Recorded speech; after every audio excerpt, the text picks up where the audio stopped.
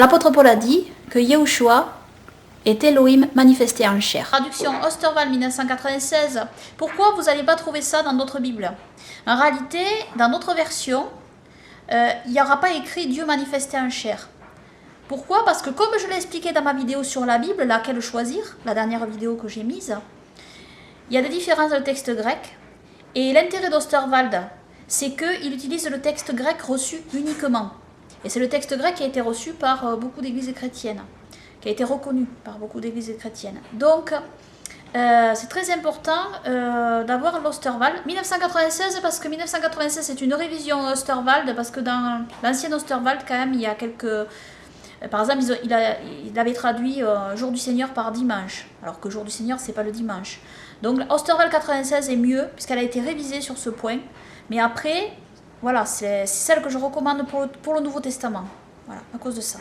Et c'est pour ça qu'il y a cette différence, il y a des différences. C'est comme, par exemple, dans l'Apocalypse, il y a ceux qui lavent leur robe dans le sang de l'agneau, auront droit à l'arbre de vie, tandis que dans la version du texte grec reçu uniquement, dans Osterwald, eh bien, il y a écrit ceux qui gardent les commandements.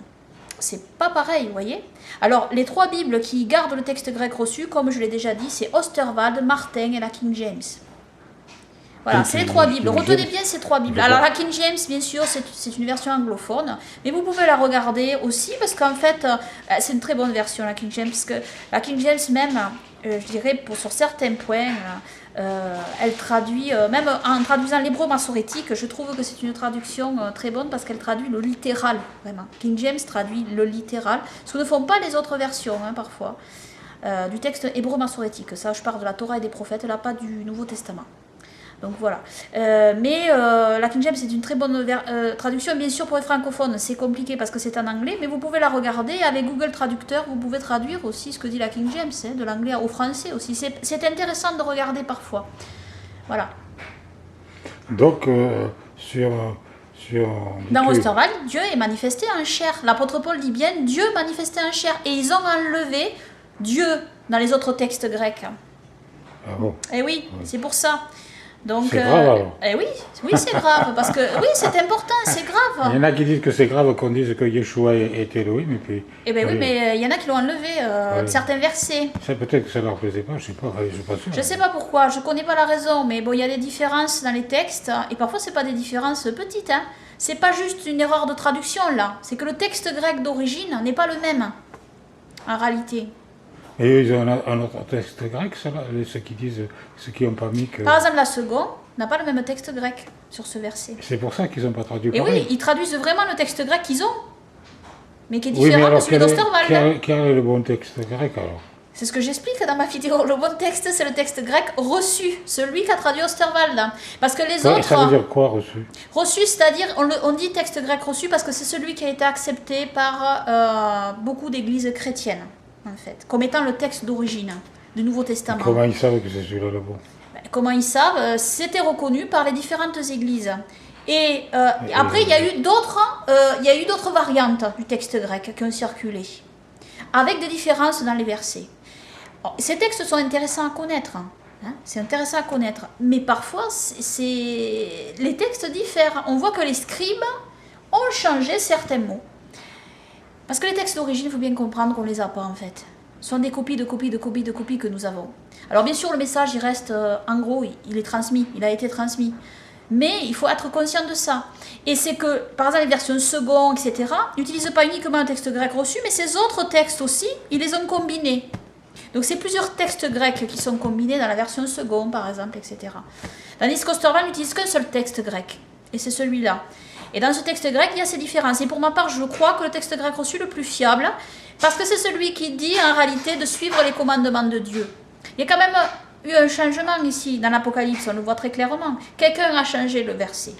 C'est-à-dire, au lieu de dire ceux qui gardent les commandements de Dieu, et ceux qui lavent leur robe dans le sang de l'agneau. C'est pas aussi clair. Oui. C'est pas pareil quand même. Alors bien sûr qu'il faut laver nos robes dans le sang de l'agneau, c'est-à-dire qu'il faut passer par le sang de notre Seigneur Sauveur Yahushua, mais ça annule le verset quand même qui dit qu'il faut garder les commandements de Dieu. Donc là, ici, on voit que quand même, il y a le respect de la loi de Dieu qui est mentionné dans le livre de l'Apocalypse et qui est enlevé, comme si quelqu'un quand même avait enlevé pour essayer d'enlever ce fait est très important en fait, de suivre les commandements de Dieu. Pour moi, c'est ce qui me c'est ce qui me dit que ce texte-là quand même est le plus fiable en réalité. Quelque chose qui a été changé. C'est comme c'est Luther qui voulait enlever l'épître de Jacques. Oui, voilà, Luther voulait enlever l'épître de Jacques parce que Jacques dit que ce n'est pas que par la foi seule, mais par les œuvres aussi. Par les œuvres aussi. Donc, la foi sans les œuvres est morte, hein. Ouais. Mais c'est une évidence en réalité. Je veux dire, la foi c'est quoi? En hébreu, la foi, l'émouna, c'est vous pouvez pas distinguer la foi des œuvres en fait en hébreu. Et c'est grave de enlever ce que Jacques a dit. Oui, c'est grave, oui, bien sûr, oui, c'est grave. Ouais. Tout ça pour faire correspondre avec un dogme en fait, hein. Ouais. Ouais. Bon, après, la Bible dit que tu ne retrancheras rien, mais ça c'est pour l'Apocalypse que ça le dit. Oui, c'est-à-dire, valable pour d'autres textes. Il faut savoir que ce verset spécifique de l'Apocalypse, certains s'en servent, mais pas préjudicieusement. C'est-à-dire, ils ne comprennent pas. Ils prennent la Bible comme un seul bloc, en fait, pensant que ce verset... Bien, dans l'idée, en réalité, ce verset fait référence à quoi? À la Torah. Il prend les mêmes références que la Torah. C'est dans la Torah que nous trouvons ce verset, que nous trouvons dans l'Apocalypse. C'est-à-dire, vous n'ajouterez rien à ce que je vous prescris et vous n'enlèverez rien à ce que je vous prescris, a dit Yahweh notre Elohim dans sa sainte Torah. L'Apocalypse reprend, en fait, Elohim reprend dans l'Apocalypse ce verset de la Torah. Et en réalité, ne rien retrancher, ne rien enlever, c'est ne rien retrancher, ne rien enlever à la loi divine. C'est-à-dire à ce que Dieu ordonne. Mais ça ne veut pas dire qu'il ne peut pas y avoir des livres supplémentaires. Vous voyez ce que je veux dire? Parce qu'au cours du temps, les livres se sont rajoutés. Tant que ces livres-là respecte la loi de Dieu. Ce qu'il ne faut rien retrancher, rien ajouter, c'est à la loi de Dieu en fait. C'est pas qu'il y ait d'autres livres supplémentaires, etc. Il y en a qui s'en servent mal, enfin, pas judicieusement quoi, en fait, de ce verset, parce que c'est mal compris. On va chanter alors? Oui. Qu'est-ce qu'on chante? Eh bien, notre cantique, notre hymne. Et apprenez-le par cœur. Et il y en a qui l'ont appris, il y en a qui l'ont appris. Et voilà. Allez. Alléluia, Alléluia, Alléluia, gloire à Yahweh. Alléluia, Alléluia, Alléluia, gloire à Yahweh. Gloire à Yahweh, Alléluia, gloire à Yahweh, Alléluia, gloire à Yahweh, Alléluia, gloire à Yahweh. Gloire à Yahweh, gloire à Yahushua pour toujours et que son règne glorieux vienne et que nous demeurions toujours dans la sanctification et dans sa paix parfaite et dans sa sécurité. Amen. Donc, Yeshua est Elohim. Elohim et Yahushua, sans l'ombre d'un doute. Ne doutez jamais de cela. Amen. Il y en a qui ne sont pas contents quand on dit ça. Oui, mais ils ne sont pas contents d'entendre la vérité, c'est tout. Et il faut arrêter, c'est malheureux pour eux. Arrêter de dire ça. Voilà. C'est malheureux pour eux. C'est eux qu'il faut qu'ils commencent à le dire. Ouais. De toute manière, je vais vous dire, ça c'est une révélation. En réalité, ça c'est quelque chose qui est révélé par l'Esprit Saint d'Elohim. Celui qui ne connaît pas Yahushua dans ce qu'il est vraiment, si vous ne connaissez pas ce que je suis, vous mourrez dans vos péchés, a dit notre Seigneur et Sauveur Yahushua. Il a dit, je suis d'en haut, vous êtes d'en bas. Donc les gens d'en bas ne comprennent pas les choses d'en haut. Voilà, ceux qui disent... Et on ne peut pas connaître notre Seigneur et Sauveur Yahushua si on nie sa divinité. C'est pour ça que c'est extrêmement important de reconnaître qui est notre Seigneur et Sauveur Yahushua, Elohim, manifesté en chair. Amen. Amen. Alors, il questionne notre Seigneur et Sauveur Yahushua, et l'apôtre Paul dit, il est l'image de l'Elohim invisible, le premier-né de toute la création. Car en lui ont été créées toutes les choses qui sont dans les cieux et sur la terre, les visibles et les invisibles, trône, dignité, domination, autorité. Tout a été créé par lui et pour lui. Il est avant toute chose et toute chose subsiste en lui. Who is like him, Lion and the Lamb, seated on the throne? Mountains bow down, every ocean roars to the Lord of hosts. Praise Adonai, from the rising of the sun till the end of every day. Praise Adonai, all the nations of the earth, all the angels and the saints sing praise.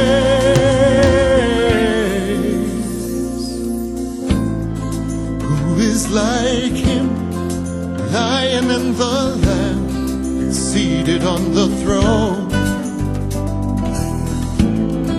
Mountains bow down, every ocean roars to the Lord of hosts.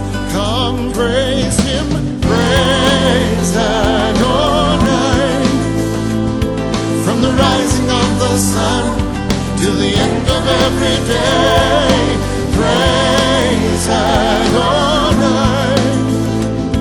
All the nations of the earth, all the angels and the saints sing praise.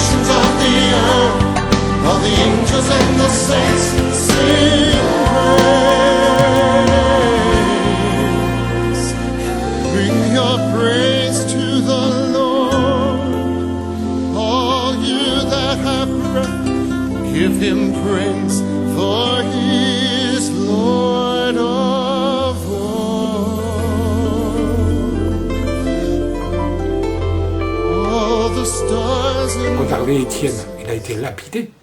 Il a prié Jésus. Il a dit, Seigneur Jésus, reçois mon esprit. Alors il y en a qui disent que Jésus n'est pas Dieu, qu'il ne faut pas le prier.